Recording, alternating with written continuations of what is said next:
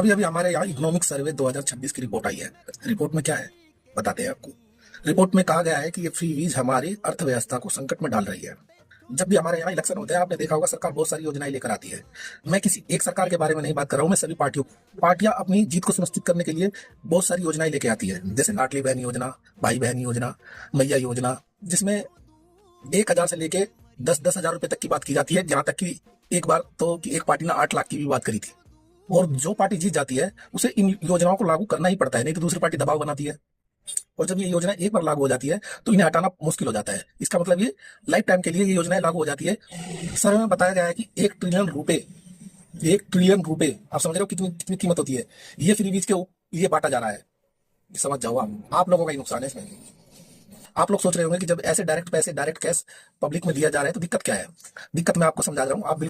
आप लोगों को आसान भाषा में समझा देता हूँ। जब आप लोग नहीं, मैं ही, हम लोग क्या कह देता हूँ, मैं भी जोड़ लेता हूँ अपने आपको।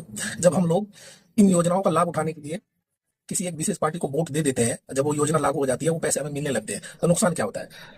हम चाहते हैं कि हमें अच्छी सड़कें मिले, पर नहीं मिलती। हम चाहते हैं कि हमारे बच्चों को अच्छी शिक्षा मिले, पर नहीं मिलती। हम चाहते हैं कि हमारे बच्चों को रोजगार मिले, लेकिन नहीं मिलता। क्यों नहीं मिलता? क्योंकि सरकार योजनाओं के तहत डायरेक्ट कैश पब्लिक में बांट रही है। इससे उन्हें वोट मिल रहे हैं, वे सरकार में बैठ रही है, तो उन्हें डेवलपमेंट करने की जरूरत क्या है, जब पैसे दे के ही वोट खरीदा जा रहा है।